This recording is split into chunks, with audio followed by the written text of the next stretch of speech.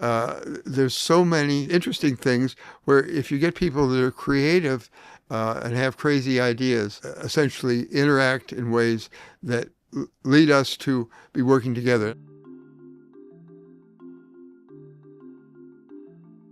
Well, I would say there are very, very many benefits from this work, and I I think I have to go to the persons who are trained first, because we've trained over 300 people at Monell, and those people have gone out into the world and they have done remarkable things, remarkable scientific things, but also remarkable things in industry and in government.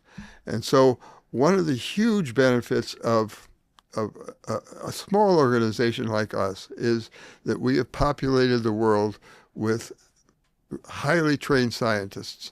And again, that's from all over the world. I had a postdoc, a woman who worked with me on some of this sweet taste receptor work.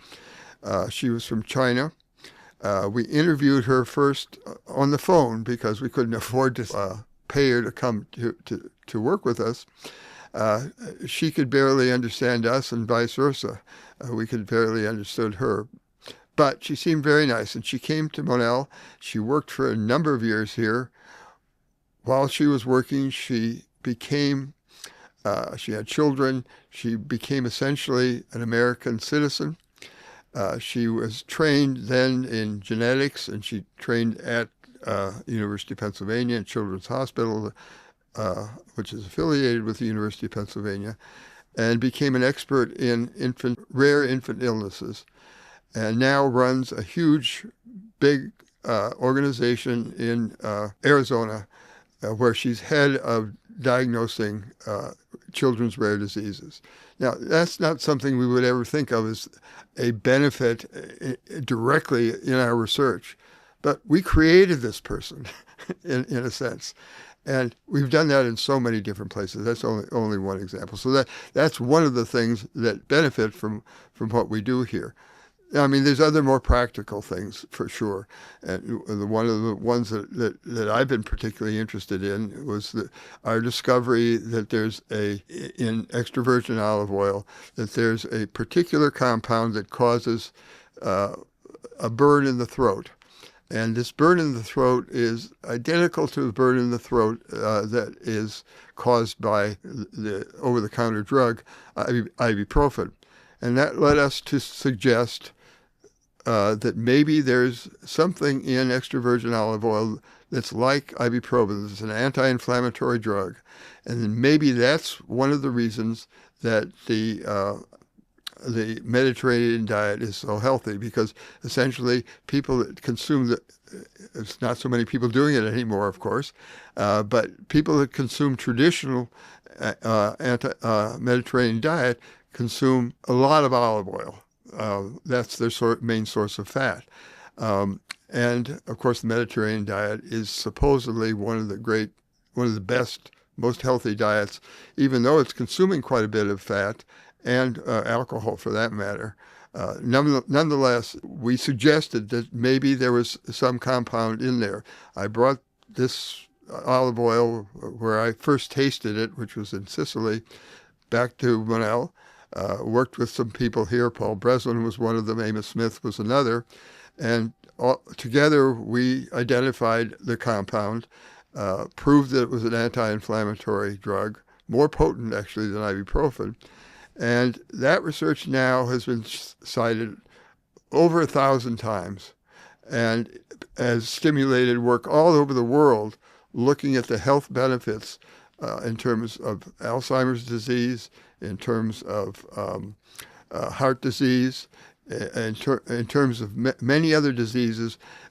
This compound has profound effects on and really underlies, I'm pretty sure, of course I'm biased here, but pretty sure underlies many of the true health benefits of the Mediterranean diet, and has been now used to encourage more and more people to consume that diet.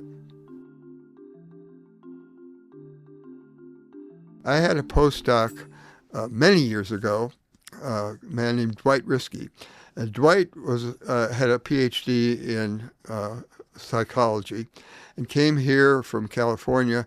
And I remember sitting in my apartment trying to convince him to come, and finally did. And he came out here. He had 3 kids at the time.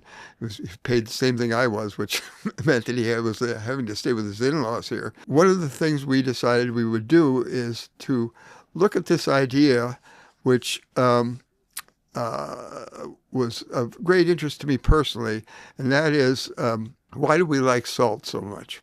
And there was even back at the time that we were working here, there was concern that salt was causing hypertension, that we should lower our salt intake. So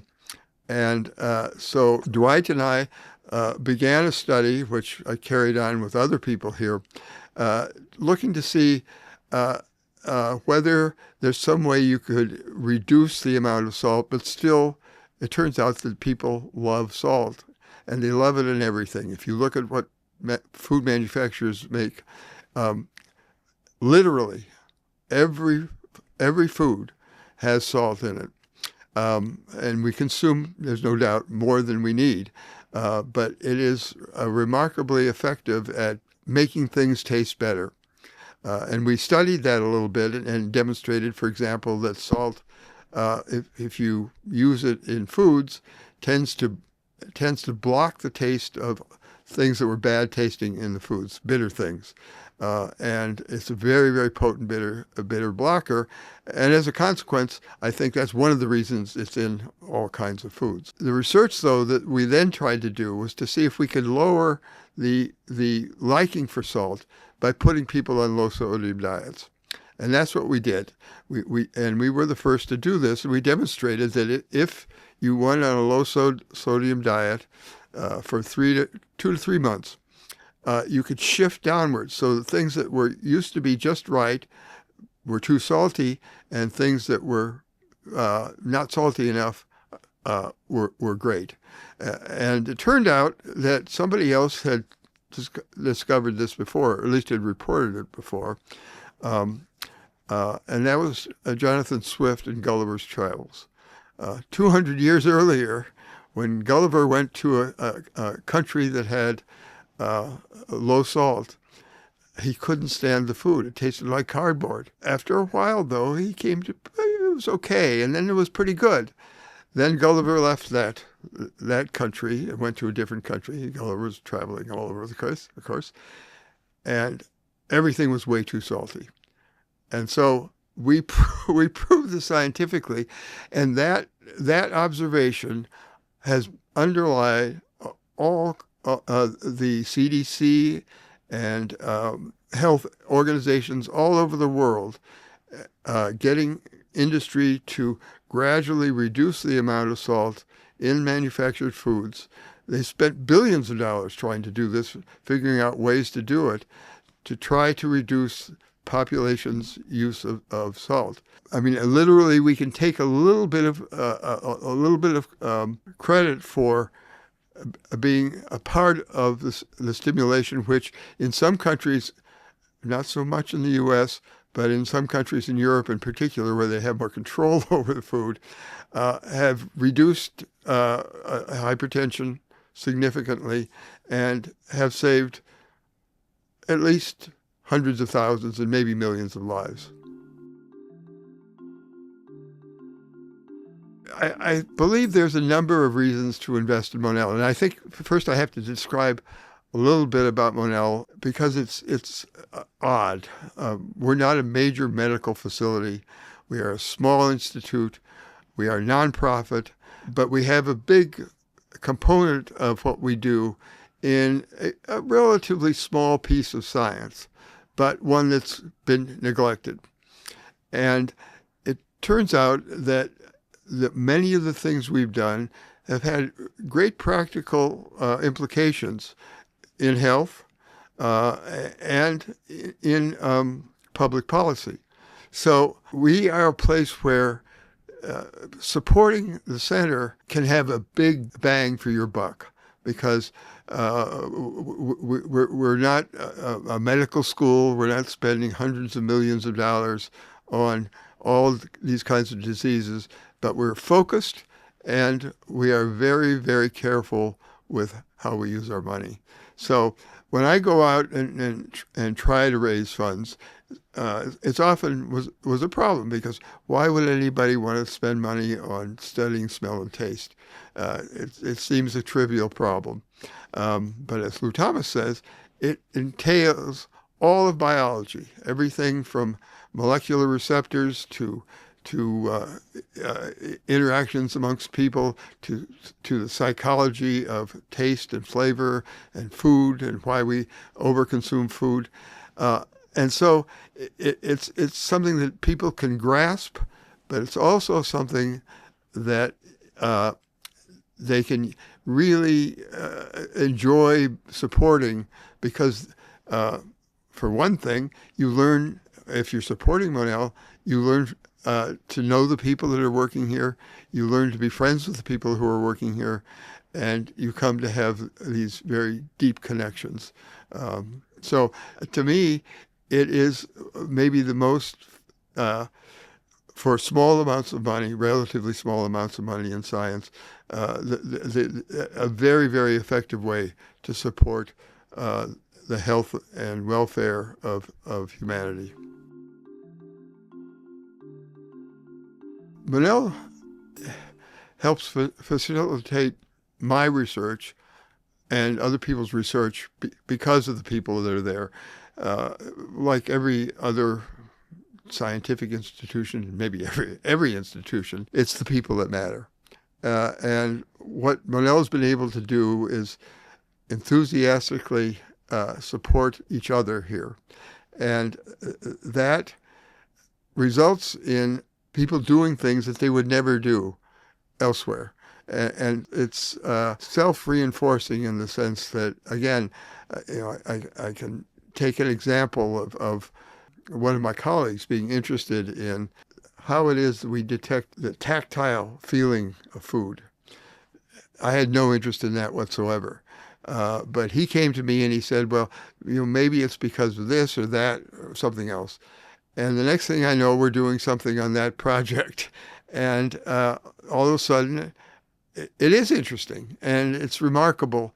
There's so many interesting things where if you get people that are creative and have crazy ideas, it is the most important thing to essentially interact in ways that lead us to be working together. And one of my best examples of this is actually a problem we had.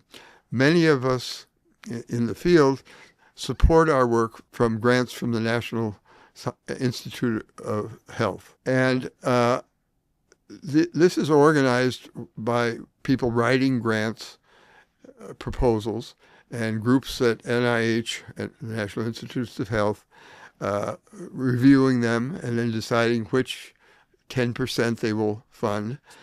And so it's very difficult to get these grants. So when I was director, we were doing just what we had been having fun doing, which was working together, collaborating across all sorts of fields on this area.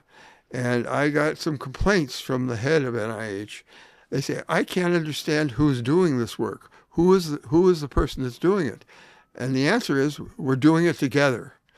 And that was not the model that NIH worked with. The model that NIH worked with was you had these great scientists who were running big labs, and that wasn't what we did. We ran each other's labs, and that has continued. And it's still, I think, one of the parts of our DNA that makes us so successful is that it's not an individual process. It's a process of working together. When I first came to Monell, we had a very small group of very young, eager scientists, and one or two more senior ones.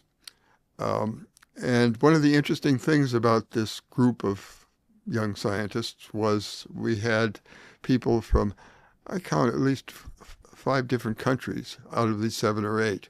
The Czech Republic, Japan, Germany, Switzerland, and maybe 1 or 2 others. So from the very beginning, we were an international group. And from that international group, we continued to recruit people from all over the world. And this is kind of typical of science, but it was a surprise to me, to be honest. And what would happen with many of them, now certainly not all of them, but many of them were here to stay. I didn't know it when they came, and maybe they didn't even know it when they came, but they were here to stay. And we created a whole cadre of these people, some of whom became our senior faculty, and 1 or 2 of them are still here even. And these people were a real strength. They became Americans. They got families, they had kids. I felt at one point when I was director and we had a holiday party, and I looked at all these kids running around, and I said, "Oh my God, I'm responsible for this." But the evolution really was of using this very beginning of international work, and we then got support for our work from Europe, lots of support from Japan, and so we became a really international place. To me, one of the strengths of what makes America great, and it is great, is because of our welcoming these people and having these people come and essentially become Americans. One of the things that's happening is that this is changing, and this is disastrous for our country. It's hopefully a blip, and it will change. But all I can say is that whatever is making it harder for us to attract people to come to places like this, to make the kinds of scientific progress that we do here, which is certainly major for us, it's really cutting off our nose to spite our face. The evolution is we're becoming much more sophisticated scientifically, just like everybody else. And that is remarkable progress being made in our field and many fields. With the scientists we've hired, the scientists we've nurtured, the scientists that we've helped develop their own careers and their own lives and sent out into the world. I'm proudest of the fact that we have done something that is very difficult to do, which is we've done, I think, really great science in a way that at least initially was considered wrong, which is we've involved not only other scientists, but we've involved industry and government as collaborators. One other thing that I'm very, very proud of is the fact that we have been able to make a small, nonprofit, basic research organization a success. Many of them have failed. We have been able to maintain a really, really strong basic research organization with wonderful faculty and very, very great support staff. And we've made a go of it over all these years. I'm proud of the fact that our supporters, which is a foundation family foundation in New York called the Monell Foundation, have been willing and eager to support us. Most of our money comes from grants outside. Most of them doesn't come from that foundation, but they've supported us for every year since our founding, and they tell me that we are their pride and joy, and I'm proud of that as well. One of the things that is changing at Monell and is even more exciting is our movement into understanding how what we used to think of as stuff that goes on in your mouth or your nose, which is smell and taste, that these same processes are going on in your body, in your gut, in your lungs, same receptors, doing the same kinds of things, recognizing what's food, recognizing what's dangerous, and have led some of our new current staff into the kinds of work that are leading the charge in understanding diabetes, understanding weight loss, understanding a number of diseases, Alzheimer's disease, whatever, that are all connected to smell and taste in ways that we never would have guessed.